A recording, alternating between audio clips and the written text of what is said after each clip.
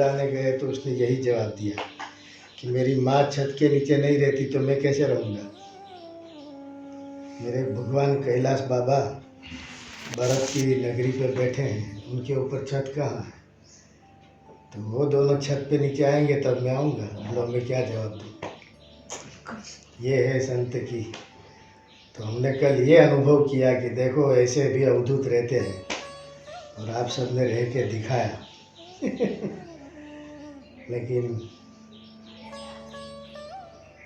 इसमें दैविक और आध्यात्मिक चेतना बहुत मिलती है। मंडप में, हॉल में, ये सब वाइब्रेशन से भरा हुआ वातावरण होता है। यहाँ ऋषि मुनि भी प्रसन्न होते हैं क्योंकि वो लोग ऐसे जिए थे। हम तो चाहते हैं कि लोगों को ज़्यादा से ज़्यादा प्रकृति में बिठा करके परमात्मा का परिचय करवा दें। और परमात्मा के सानिध्य में यदि कोई पहला दर्शन है तो वो प्रकृति है। हिमालय अथवा कोई भी प्राकृतिक दर्शन करते हुए आप ध्यान करो, आपका राग द्वेष नहीं होगा, मन निर्मल हो जाएगा, क्योंकि वहाँ प्रकृति परमात्मा का सर्जन है। और परमात्मा के सर्जन में कोई राग द्वेष, कोई प्रतिक्रिया नहीं होती। पहाड़ को देखकर हम बोलते हैं कि ये क्यों टेढ़े मेढ़े हैं। वहाँ सहज प्राकृतिक और ईश्वरीय दर्शन होता है। इसलिए अपने ऋषि मुनि लोग हिमालय में, नर्मदा तट पे, और बड़े बड़े साधु लोग अभी नर्मदा तट पे जगह खोज रहे हैं। कह रहे अब गंगा तट पे वो मज़ा नहीं रही जो पहले थी। क्यों? क्योंकि वहाँ प्रदूषण बढ़ गया, लोगों का आना जाना बढ़ गया। तो भी नर्मदा तट पे काफ़ी गंगा तट से लोग आ गए। गंगोत्री में जो ईशावास्यम आश्रम है, उनकी शाखा यहाँ नया सुल्पानेश्वर के नीचे बन गई। वियोगानंद सरस्वती महाराज। और बस हम तो ये चाहते हैं कि किसी निमित्त से हम भगवान की स्मृति प्राप्त कर लें। हमारा कोई ये प्रयोजन नहीं है कि बस आप कुछ पुण्य ही कमा लें। पुण्य तो बाय प्रोडक्ट है। जैसे भोजन किया और तृप्ति बाय प्रोडक्ट है, वो कोई करने के लिए संकल्प नहीं करना पड़ता, इट्स ए नेचुरल। तो भोजन करने से 3 लक्षण बनते हैं। भोजन की इच्छा निवृत्ति, क्षुधा निवृत्ति और पूर्ण तृप्ति। ऐसे भक्ति में, भाव में, श्रद्धा में भगवान की प्राप्ति की इच्छा भी निवृत्त होती है। क्यों? हम प्रयास चालू कर दिया।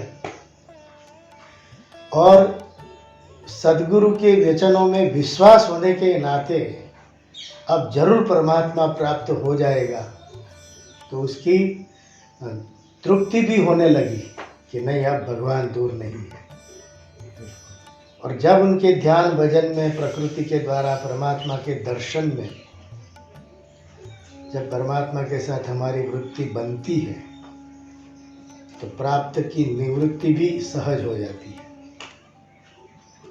तो जितनी क्षण हम भगवान के सानिध्य की अनुभूति कर ले, समझ लो वो हमारे चित्त प्रक्षालन है। चित्त शुद्ध होगा तो परमात्मा की अनुभूति हो जाएगी।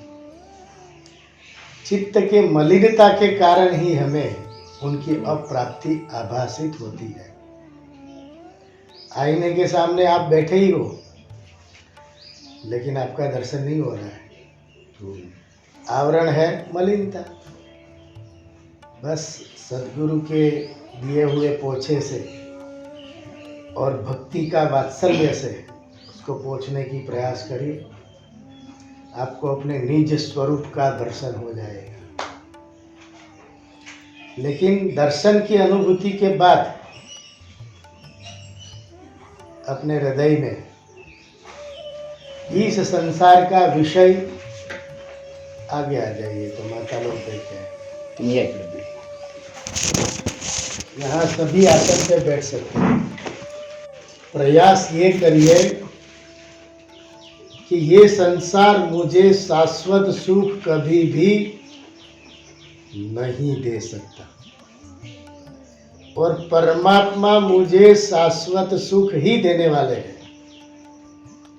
अब अपने भीतर जरा टटोल लो, मुझे शाश्वत सुख चाहिए कि अनित्य सुख चाहिए? टेम्पररी सुख चाहिए कि परमानेंट चाहिए?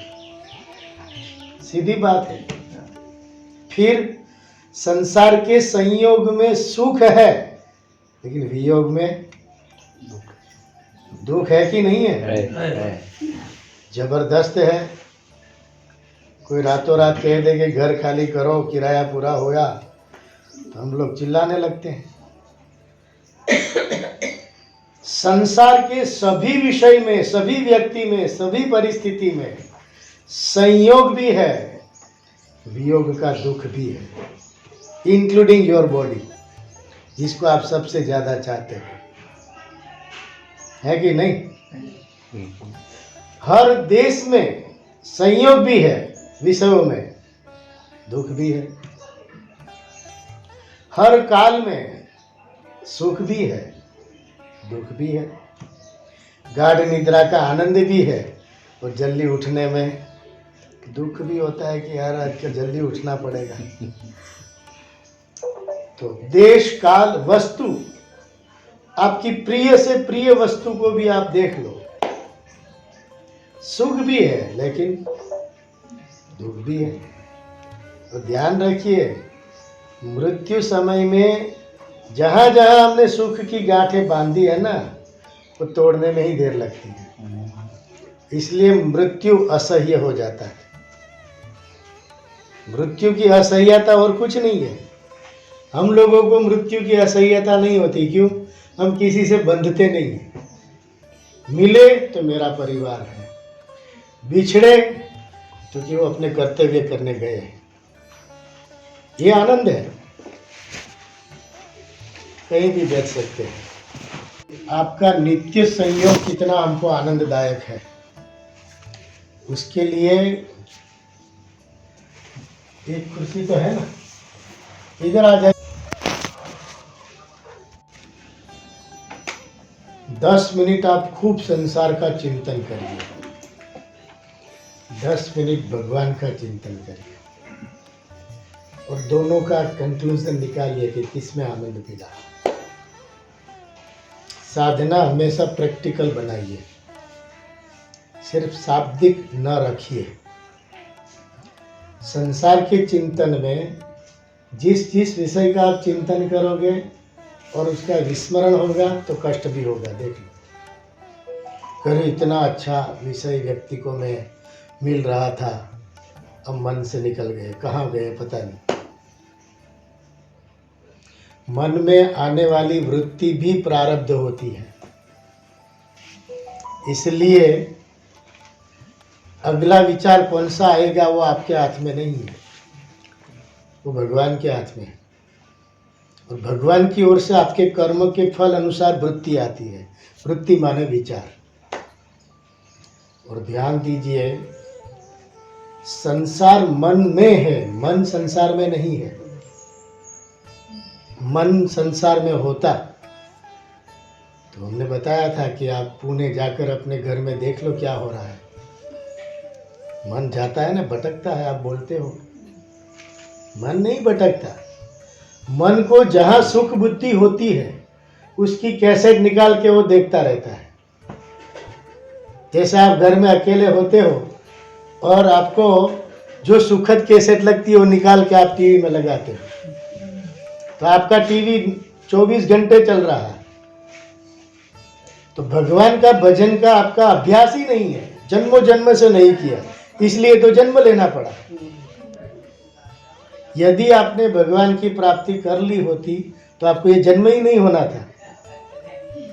और इस शरीर में भी आपने प्राप्ति नहीं की तो पुनरअपि जननम, ये भी पक्की बात है। इसलिए रोज रात सोते वक्त ऐसा अभ्यास करिए कि मैं परमात्मा की गोद में विश्राम ले रहा हूं। इधर से आ जाओ।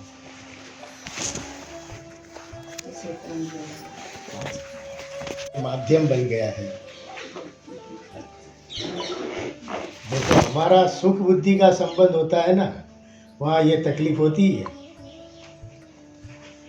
इसलिए मैं अब ज़्यादा तो नहीं कहूँगा, लेकिन इतना कहूँगा कि कृष्ण और अर्जुन का जो प्रेम था, ऐसा प्रेम हमारा भगवान के साथ बन जाना चाहिए। अष्टपटरानी ने कहा कि आप अर्जुन को इतना क्यों चाहते हो कि जब वो बुलाए आप चले जाते हो हस्तिनापुर और इंद्रप्रस्थ, और वो जंगल में बुलाए तो भी चले जाते हो। ऐसी अर्जुन की कौन सी स्थिति है कि आप बार बार उनके संकल्प के अनुसार दौड़ पड़ते हो? तो उन्होंने कहा, मैं बोल के नहीं, दिखा के बताऊंगा। और देखो, ये सबसे बड़ी बात है, सदगुरु के सिवा कोई भी वाणी से उपदेश देते हैं ना, तो बच्चों को प्रभाव नहीं पड़ता। आप नहीं कहता, पार की माँ है वो कान बींधती है, घर की माँ बींधेगी तो चिल्लाएंगे। आचरण में रखकर आप ज्ञान दोगे तो अब बच्चा अपने आप सीखेगा। बोलकर देवोगे तो सुनेगा, आचरण में नहीं लाएगा। महापुरुष कहते थे कि कारतूस बंदूक में भरकर लगाओ तो आर पार हो जाएगी, लेकिन हाथ में पकड़कर किसी को फेंकोगे तो कुछ असर नहीं होगा। ऐसा जीवन है। आप अपने आचरण में रखकर ज्ञान दो तो बोलना भी नहीं पड़ेगा। आप पूजा करते हो तो बच्चा नहीं पूछते, पापा ये क्या कर रहे हो, मुझे भी करना है। और धीरे धीरे वो सब करेगा। कोई बार आप कुछ काम में लगे होंगे तो भी वो करने लगेगा। बस चाल से તમે जाओ, बोला कुंवारी का આવી गया है तो मैंने सिग्नल आपो। तो सबसे बड़ी बात है कि अर्जुन जब कृष्ण की गोद में द्वारिका में सो रहे थे, बारी बारी से सब पटरानियाँ बोलने लगी, अरे राजभोग तैयार हो गया, पधारिए। भगवान कृष्ण ने इसे कहा, चुप रहो, आज मैं रहस्य खोल रहा हूँ। अर्जुन की गोद में से, अर्जुन के नाद में से, अर्जुन की रोम रोम से, हे कृष्णा, हे यादव, हे मुरारी, हे श्याम सुंदर,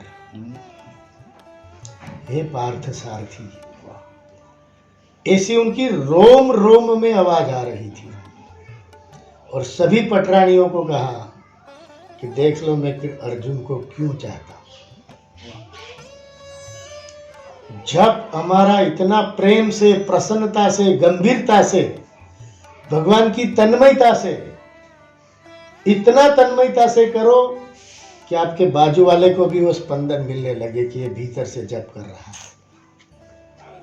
यहाँ तो हम बोलते हैं तो भी किसी को सुनाई नहीं देता। माने अपनी वाणी की कितनी कमजोरी है। और अंतिम चरण बता देता हूं, वाणी से जो आपने बोला वो आचरण नहीं किया तो वाणी कमजोर होती है। बहुत बड़ा वाक्य है, जीवन में उतार लेना। लोगों को हम वायदा करते हैं, कल 12 बजे मैं पक्का आ रहा हूं, अब भीतर से पता है कि नहीं जाना है। ये वाणी की कमजोरी है। दूसरी बात, जिस संतों को, महापुरुषों को आपने वायदे किए कि इस दिन तो मैं आपकी आज्ञा अनुसार आचरण करूंगा, ध्यान रखिए, महापुरुषों को इस दुनिया की कोई वस्तु नहीं चाहिए। इन्होंने दिए हुए उपदेश को आप आचरण में ले आओगे तो वो प्रसन्न हो जाएंगे। उनके लिए आप समझ लो कि आप सुवर्ण की दक्षिणा दे रहे हो। लेकिन दिए हुए उपदेश को आप आचरित नहीं कर रहे हो तो उन्होंने लगा कि मैंने पानी में ही लिखकर उपदेश दे दिया, माने उसी समय वो विस्मृत हो गया। ये गुरु पूर्णिमा को हम खास बोलते हैं कि सदगुरु को दुनियादारी नहीं चाहिए, और दुनियादारी चाहिए तो वो सदगुरु ही नहीं हो सकते। क्यों? उसका मिथ्या तो बताने के लिए तुमको उनको शरण में लिया है। ब्रह्म सत्य जगत मिथ्या, ये उपदेश तो गुरु का परम वाक्य है। अब वो आपसे संसार की आशा रखेंगे तो इसका अर्थ है कि संसार को उन्होंने नहीं समझा, तो आपको ब्रह्म का परिचय कैसे दे सकते हैं?